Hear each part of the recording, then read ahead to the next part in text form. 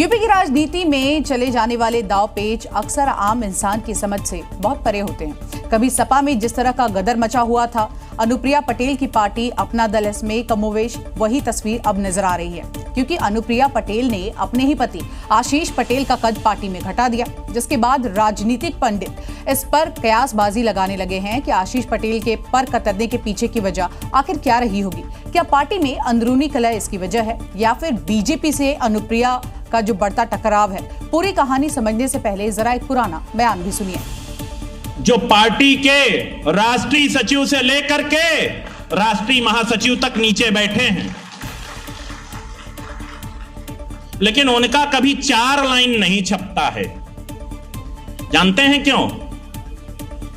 क्योंकि उनके पीछे 1700 करोड़ की ताकत नहीं है। 1700 करोड़ समझ रहे हैं ना? उनके पीछे 1700 करोड़ की ताकत नहीं है।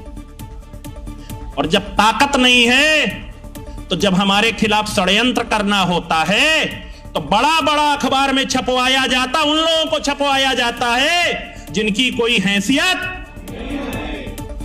आशीष पटेल का यही वो बयान है जिसके ठीक एक दिन बाद उनका पद घटा दिया गया। अब वो पार्टी में दूसरे नंबर से तीसरे नंबर पर पहुंच गए हैं। अब सवाल उठता है कि अनुप्रिया पटेल ने अपने ही पति का कद आखिर क्यों घटाया? तो उसके पीछे कई वजह हो सकती है। पहली वजह शायद ये हो सकती है कि पार्टी में बगावत के सुर बुलंद हो रहे हों, जिसकी चर्चाएं भी सत्ता के गलियारों में तैर रही है, क्योंकि बागी नेता ब्रजेंद्र प्रताप पटेल का दावा था कि उनका मोर्चा ही असली अपना दल है और पार्टी के 9 विधायक उनके संपर्क में हैं। दूसरी वजह बीजेपी को साधने की कोशिश हो सकती है, क्योंकि आशीष पटेल लगातार योगी और उनकी टीम को टारगेट करके बयानबाजी करते रहे हैं।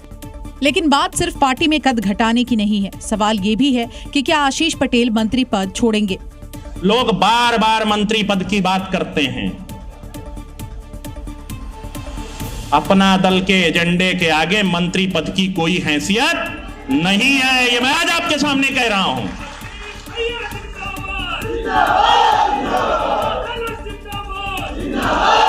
अगर हमारी बात, हमारे विषय नहीं सुने जाएंगे और हमारे खिलाफ षड्यंत्र होगा तो अपना दल का हर कार्यकर्ता पूरी ताकत से जवाब देगा।